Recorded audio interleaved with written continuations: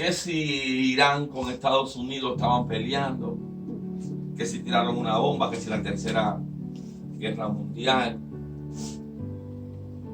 Y el Señor decía, ojo cuando oigan estas cosas. Entonces es tiempo de en esta situación buscar a Dios. Es todo lo contrario lo que hace el pueblo. Es todo lo contrario. La Biblia dice que así vendrá el fin. Unos estarán casándose y otros dándose en casamiento. Bendito sea el Señor. Pero la palabra de Dios, dice la Biblia, que es como un faro. Tú tienes que estar como un faro. Vengan barcos a un puerto o no venga, el faro tiene que estar alumbrando y dando señales y diciendo: por aquí te puedes encallar, por aquí te puedes tropezar, entra por el medio. Si no hubiera faro, las entradas de los puertos estuvieran así llenos de barcos reventados y hundidos. Por eso los faros tienen que estar ahí, ¿no? La iglesia tiene que ser como un faro, igual que los líderes. Bendito sea el Señor. Entonces, este tipo de mensaje que Dios me dio para los que estamos aquí y los que vendrán en el servicio por la noche, tiene que ver con el triste, peligroso, sacrificado ministerio de un hombre de Dios. Y cuando digo hombre de Dios, estoy diciendo hombre y mujer de Dios. No es fácil. Hemos hablado, empezando el año, de nuestros objetivos, de nuestras visiones, de nuestros planes claros, de nuestros proyectos claros. Pero coincide nuestro proyecto, nuestras visiones con los planes que tiene Dios con nosotros. Esa es una pregunta. ¿Por qué? Podemos tener muchos éxitos en nuestros proyectos, nuestras visiones, nuestros propósitos, nuestros planes. Pero si no coinciden con los planes que Dios tiene para nosotros, no hemos cumplido el propósito para lo que fuimos creados. Decía uno que lo peor no es morirse, sino morirse sin cumplir el plan o el propósito para lo que fuiste creado. La Biblia dice muchos pensamientos hay en el corazón del hombre, pero el precepto de Jehová prevalecerá.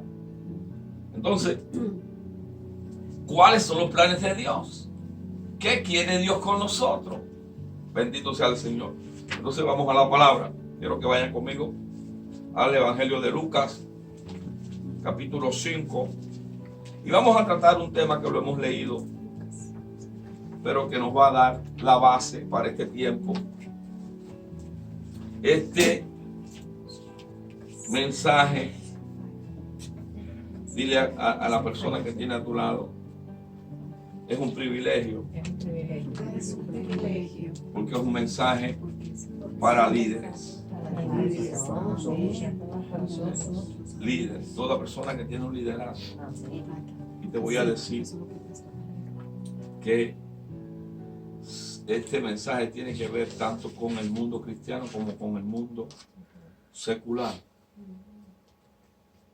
El liderazgo tanto se aplica con Cristo como en el mundo secular. Lo que con Cristo se presenta el asunto. Amén.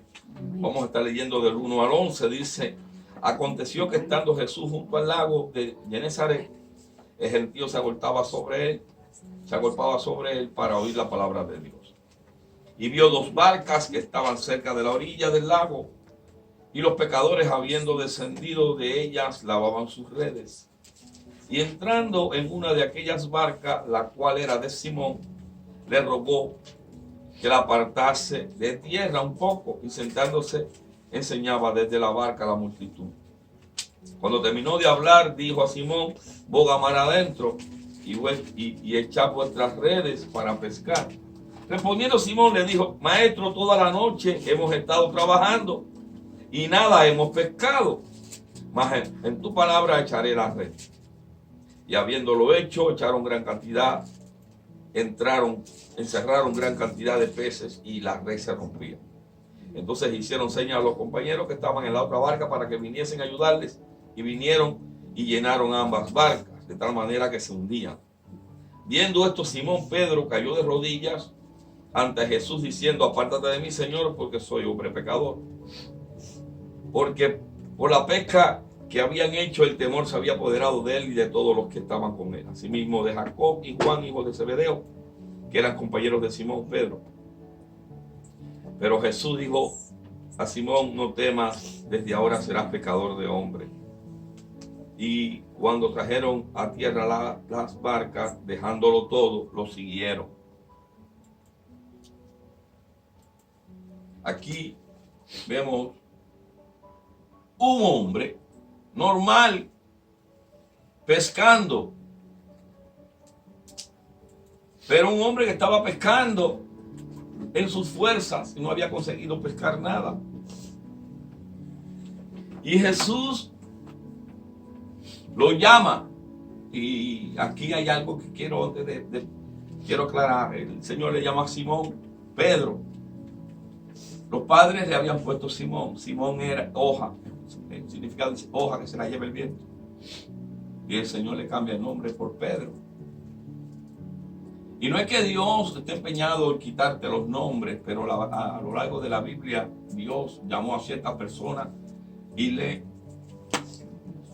cambió el nombre. Por ejemplo, a Abraham le puso Abraham, a Sarai le puso Sara, a Ben-Oni, que fue Benjamín, el último hijo de los hijos de Jacob, que murió.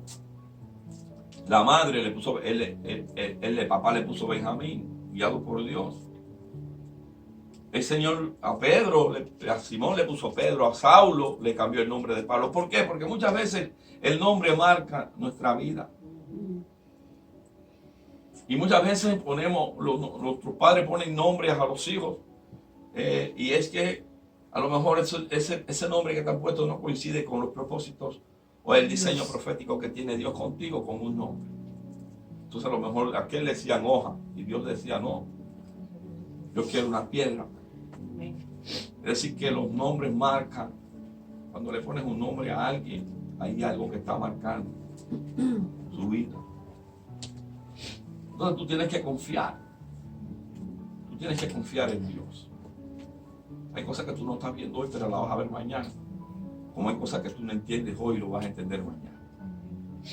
Cuando Dios termine la obra, entonces vas a decir: wow, ahora entiendo que tus planes son mejores que los míos. Yo quería ya, y tú estabas procesando algo. Bendito sea el Señor. Cuando Jesús quería, o Dios, llamar a alguien, le ponía ya directamente a los padres el nombre que quería. Por ejemplo, un ángel se le apareció a Zacarías y le dijo: vas a tener un hijo. Zacarías dijo: ¿cómo voy a tener un hijo si ya yo estoy viejo como mi mujer? Le pasó igual que a Abraham.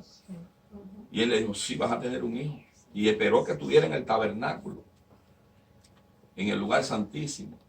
Y allí le dijo: y le vas a poner Juan. Pero ¿cómo si yo, por dudarlo, hasta que el niño no nazca, no vas a hablar? Salió mudo de adentro del tabernáculo, de la chequina de Jehová, del lugar santísimo. Salió mudo. Entonces cuando el niño nació fue que pudo decir: se llama Juan. Que Dios se lo había dicho. Un ángel se le pareció a José cuando José se enteró que su novia ya estaba en estado. Dijo: ¿pero qué es esto? ¿Cómo es esto? Me voy. Imagínate tu novia sin tú haberla tocado, que te diga que está en estado y que tiene que casar. Le digo: no, para no hacerte daño, mija, voy echando. Pero se le apareció un ángel y le dijo: no, ese es mío. Despósate con María. Su nombre va a ser Salvador, Jesús.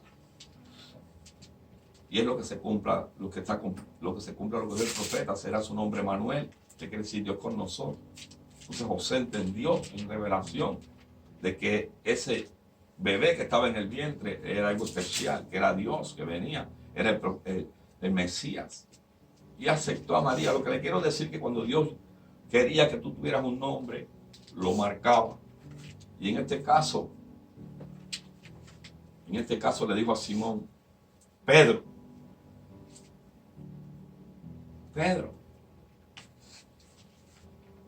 te voy a hacer pescador de hombres. Pescador de hombres. Entonces, nosotros los que somos por ejemplo, yo que soy de una isla,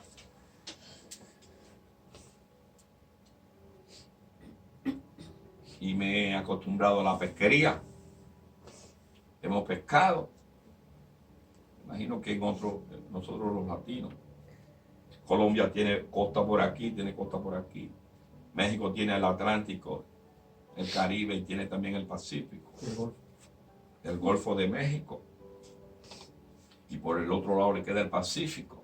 Es decir que somos de países muy de pesquería. Es decir que para nosotros no es raro ver una vara de pescar. Nosotros, los caribeños, que somos una isla constantemente rodeada de agua, la primera fuente de alimentación es del mar. Entonces, desde pequeñitos sabemos que si un anzuelito, que si ya después cuando somos mayores, que si tirar la atarraya o la malla, que si después ya vamos aprendiendo, ya nos pusimos a bucear para pescar submarino o con unos ganchos debajo de las piedras para agarrar los pulpos o sencillamente en los ríos. Porque tenemos muchos ríos en nuestro país, ríos que se pueden bañar, sabrosos, nuestros ríos helados de Europa. Y entonces también aprendíamos que cogías un saco así y le ponías un palo y otro palo y lo metías en un rincón aquí, en una de las orillas, y empezabas a hacer bulla desde allá y venías dando palos por toda la orilla, y aquí había uno, y cuando decían ya, ese levantaba, y cuando veía estaba lleno el saco ese. Sabemos cómo pescar, pero una de las cosas que aprendimos es que, y que se aplica aquí, es que había que saber dónde había pescado. Había que saber. Cuando tú vas cogiendo experiencia, agarrando experiencia, te dicen, ahí no pica nada. En ese lugar no puedes ir a pescar porque ahí no levantas ni una tilapia ciega, ahí está todo. Ahí no agarras nada. Entonces lo primero que hace una persona que tiene experiencia en la pesquería es saber en el lugar donde hay pescado. Jesús le dijo, boga mar adentro.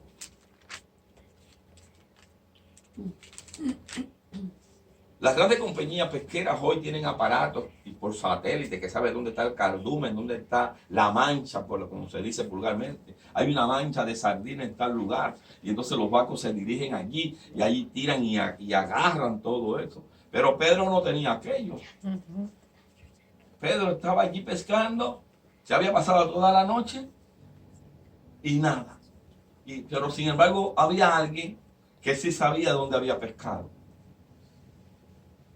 Y era Jesús. Amén. Entonces cuando Jesús te dice, te voy a hacer pescador de hombres, es que Dios te va a llevar donde vas a pescar. Y muchas veces pescar hombre no es pescarlo aquí cerca. Porque muchos dicen, bueno, yo voy a predicarle a mi familia, voy a predicarle a mis compañeros de trabajo. Pero Jesús te dice, boga mar adentro. Y te mueve un poco tu confort. ¿Cuál es el mar adentro? Las cárceles. ¿Cuál es el mar adentro? Los hospitales. ¿Cuál es el mar adentro? Salir a los oncológicos. ¿Dónde están los enfermos terminales? Entonces, muchas veces te dice, boga mar adentro. Entonces, primero tenemos que saber dónde hay pecado. Segundo, seguir aquel que nos dice, síganme. Amén. Amén.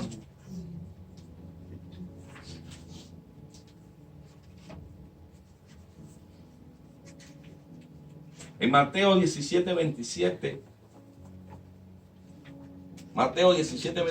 el que sabe dónde está el pescado, miren lo que hizo.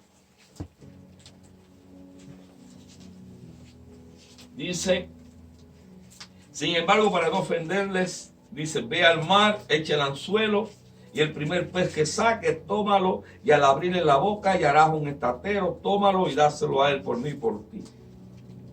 Había una situación, Marcos 17, 27. Había una situación difícil donde había que pagar impuestos. Y tanto impuestos tiene que pagar Jesús como todos. Dice que se apareció un cobrador de impuestos ahí y le dijo, tu maestro no paga impuestos. Entonces Pedro le dijo, ¿qué hacemos? Y él le dijo, el que sabe dónde está el pez, ve al mar, tire el anzuelo, el primer pez que se enganche, sácalo, abre la boca, saca un estatero, que es una medida de 4 dracmas, había que pagar 2 dracmas por cada persona como impuesto, paga el tuyo y paga el mío. Y qué bueno Jesús, no solamente estaba buscando pagar su impuesto, sino también el de Pedro. Porque saca 2, págale, y tú Pedro arrea. Pero Pedro había pagado un precio de seguir a Jesús, y Jesús sustentaba a Pedro también. Entonces le dijo, págale. Pero lo que quiero llamar la atención es que Jesús sabía dónde estaba. Jesús sabe dónde está el pez. Jesús sabe dónde te tiene que mandar. Entonces tú lo que seguiría es seguir a Jesús. Seguirlo. Que Él es el que sabe y el que nos va a llevar dónde es que tenemos que pescar. Así que tenemos que dejarnos guiar por el Espíritu Santo. La Biblia plantea en Romanos 8:16, dice que su espíritu da testimonio a nuestro espíritu de que somos hijos de Dios. Entonces lo primero que tenemos que saber es que somos un espíritu. El hombre de Dios tiene que saber que es un espíritu. Dice, su espíritu da testimonio a nuestro espíritu de que somos sus hijos. Entonces somos hijos espirituales de Jesús. Entonces el espíritu es el que nos va a guiar. El espíritu es el que va adelante. Por ejemplo, historia que ya conocemos. Génesis, sé que la han leído. Génesis 1 y 2. Dice, en el principio creó Dios los cielos y la tierra, y el mundo estaba desorganizado en tinieblas y vacío, y el Espíritu de Dios se movía sobre la faz de la vida. Es decir que en un mundo tridimensional el Espíritu de Dios se movía a sí mismo por encima, organizando, ordenando, llenando. Entonces, ¿qué es lo que existía? El Espíritu. Lo primero que hay es el Espíritu. Y ese Espíritu da testimonio a nuestro espíritu. Entonces, segunda regla para pescar es dejarse ser guiado por el Espíritu.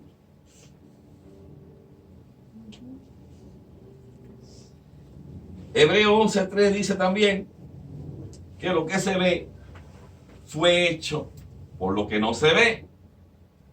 Es decir, que todo lo que vemos fue hecho por lo que no vemos. ¿Y qué cosa es lo que no vemos? Lo espiritual. Lo que quiero decir es que lo espiritual es primero que lo material. Entonces, lo que no se ve es lo espiritual. Creó lo que se ve. Así que todo lo que tú te estás moviendo aquí primero existió en el mundo espiritual. Todo lo que tú tienes hoy, lo que tú tocas, mira, primero estuvo en un área espiritual y ahora está aquí. Cuando la iglesia logra entender eso, hay cosas que ya arrebata. Entonces entiende cuando dice arrebato, baja, hay cielos abiertos. Por eso es visión, pero visión con entendimiento. Todo lo que está aquí primero fue creado aquí.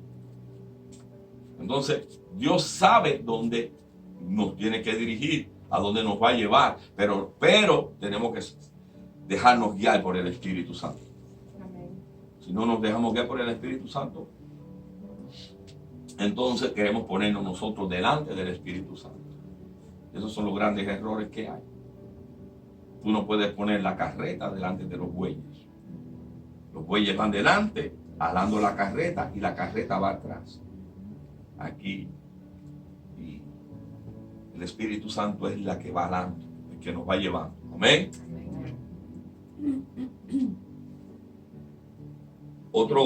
Otra señal de esto, de la guianza del Espíritu Santo, está en el Hechos 13:2. Hechos 13:2 dice que estaba ministrando el Señor, un grupo de hermanos allá en la iglesia de Antioquía, y ayunando.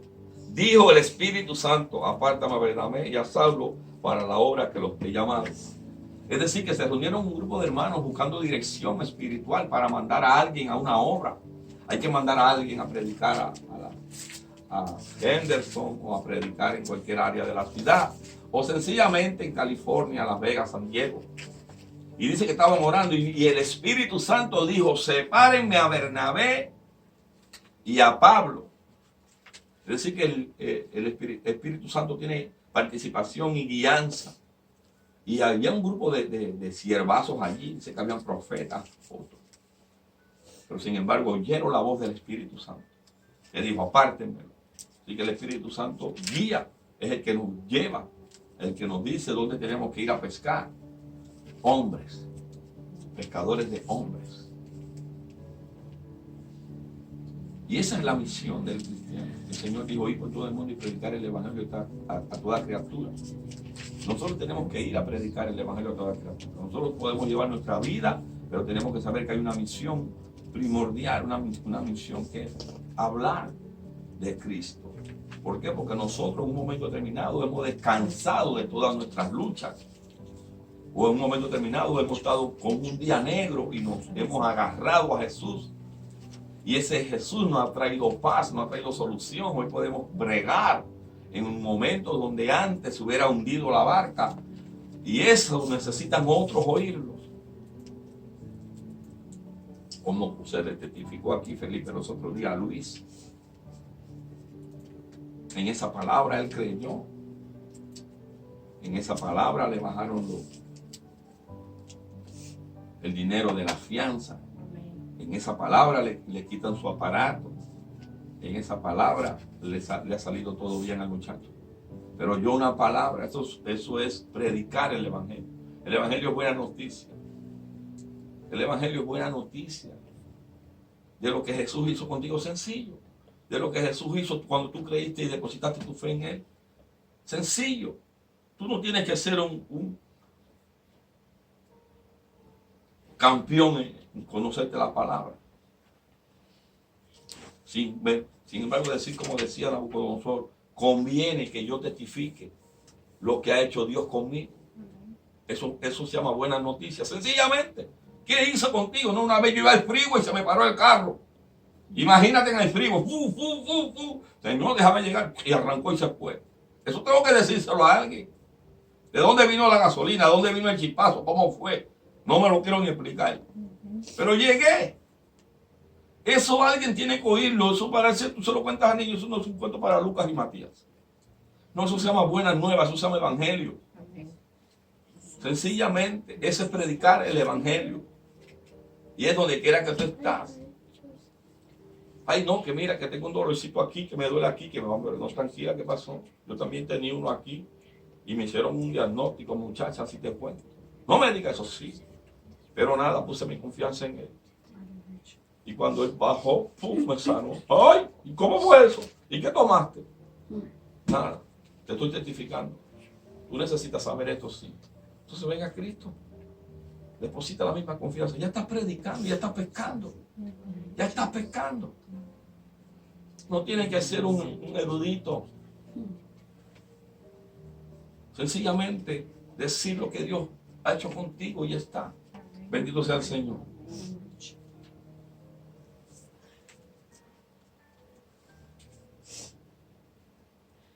Jesús le dijo a Pedro: sígueme.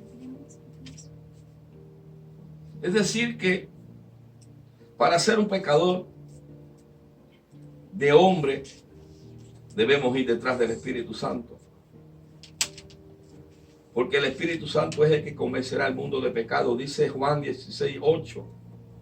Y cuando Él venga, refiriéndose al Espíritu Santo, convencerá al mundo de pecado, de justicia y de juicio. Tú dices la palabra, por el que hace la obra del Espíritu Santo.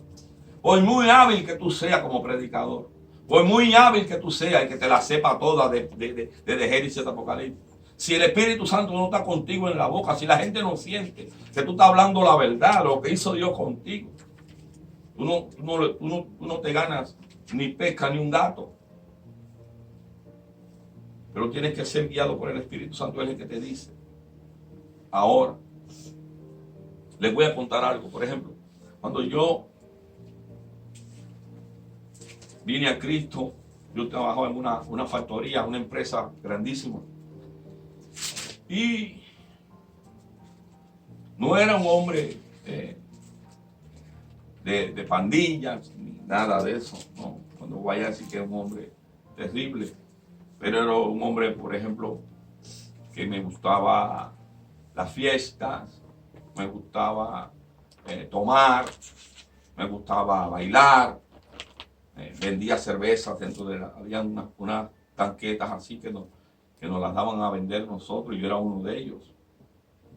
Le llamaban telmeros, que vendían cerveza, y estaba metido en lugares terribles hasta altas horas de la noche vendiendo cerveza y tomando, y orgías, y ¡buah! Normal. No consumía droga, no mataba a nadie, pero no era una persona correcta. Cuando conozco al Señor, o mejor dicho, cuando fui conocido por Dios, Él me llamó, empecé a seguir su camino. Me acuerdo que le pedí al jefe una semana. Digo, tengo que tener una semana porque tengo que adaptarme. Y entonces a la semana me dijo mi mamá, trabajar, hacer tu obra. Y entonces en el departamento habían 5 ingenieros conmigo. Y conocían mi vida. Nos encerrábamos allí a veces y a jugar cartas. Nada de dinero, pero no trabajábamos. Y cuando empiezo a testificarle de Cristo, no me hables, eso es mentira de que Dios te ha cambiado. Tú fuiste muy sinvergüenza, para que ahora me vengas a decir que eres cristiano y que es cristito. Y entonces yo, habla que te habla, habla que te habla, habla que te habla, y el Espíritu Santo me dijo, no le hables más. Ora por ellos nada más, porque va a buscar una discrepancia aquí en el departamento. Son tus compañeros de trabajo, ora por ellos. Ellos saben tu condición. Ya está, no te contamines con ellos. Bendito sea el Señor. Efectivamente, comencé a orar por ellos. Al cabo de 6 meses se me acerca el jefe y me dice, me dijo mi apellido, Cuza, necesito que ores por mi esposa. Digo, sí, qué bueno. Y el Espíritu Santo me dijo, ¡ting! Y me encendió una alerta. Y le dije, bueno, voy a estar orando. Me dice, no, quiero que te vayas hoy conmigo para mi casa a la hora de irnos. Nosotros ya teníamos transporte de obreros, así que no hay coche. Guaguas y autobuses que nos llevan hasta a nuestra zona. Una va para Henderson, otra va para Las Vegas, otra va para Anton, otra va para la Blue Diamond. Entonces tú agarras tu guagua, la que te lleve a tu zona, te va dejando, te va haciendo paradas por ahí. Y entonces me dijo, ¿te vas conmigo hoy? Digo, wow. Digo, ok. Estaba alerta, el Espíritu Santo me dijo alerta. Llegué a su casa, la esposa estaba gravemente enferma, una enfermedad terrible. Entonces, él vio que yo no le tomé temor a esa enfermedad. Era una enfermedad altamente contagiosa, parecida a este que está por allá. Se llamaba el mal de Hansen. Entonces, le dije, voy a orar por ella. Y el Espíritu Santo me dijo, es el momento. Entonces, oré por la mujer, aceptó al Señor y me contó, me dijo, hace mucho tiempo que estoy enferma y mi enfermedad es incurable. Y Pepe, mi jefe, dice que en tu mesa hay tratadillos diferentes, que tú tienes así la mesa llena. Y dice que cada vez que él pasaba se llevaba uno y me lo traía. Y efectivamente allí en la cómoda de ella tenía un grupo de tratados. Y yo sentí en mi corazón que tú vinieras a orar por mí. Yo le dije, yo quiero ese Dios que tiene él, ese Dios que sana. Porque en todos los libritos esto dice que para Dios no hay nada imposible. En cada hojita de esa dice que Dios sana toda la dolencia. Y los médicos están diciendo una cosa, pero tu Dios dice otra. Entonces yo quiero tu Dios. Por mi Dios, por mi que son los médicos, mis hijos están allá abajo, no pueden, yo no puedo verlos. Me hablan por la escalera porque la enfermedad es tan contagiosa que yo no puedo abrazar a mis niños. Y él entra con 25,000 máscaras y cosas para atenderme aquí. Entonces yo le dije, hoy llegó la salvación a tu casa. Entonces le dije a Pepe, también Pepe, necesitas aceptar a Cristo. Dijo, sí. Y a los niños los llamé, 2 varones y una hembra. Y me dijeron, sí. Queremos la paz en mi hogar, quiero volver a estar con mi mamá. Quiero decirle que a la semana le habían revocado el diagnóstico. La enfermedad había cedido. La enfermedad había desaparecido. En la casa llegó la gloria. Llegamos allí, después me dijo, tumba un altar que había ahí. Y entonces rompimos idolatrías y cosas que tenían en la casa. Y todo eso lo llevamos a la iglesia. Pero la mujer pudo bajar, pudo subir, ya estaba sana con su casa, con sus hijos, con su esposo, y se fue para la iglesia. ¿Y cuál fue mi gozo un día cuando miro así y me dice una hermana, mira para allá que llegó tu compañero de trabajo? Y veo a Pepe con su esposa y sus hijos ahí en la iglesia.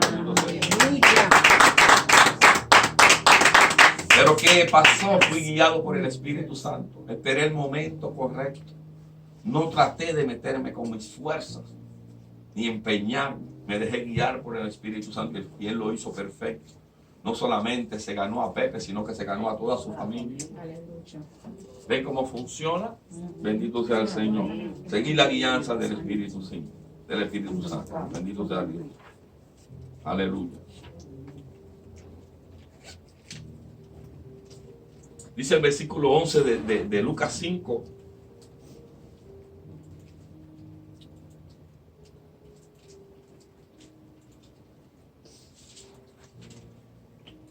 Dice, y cuando trajeron a tierra la barca, dejándolo todo, le siguieron. Wow. Yo creo que aquí está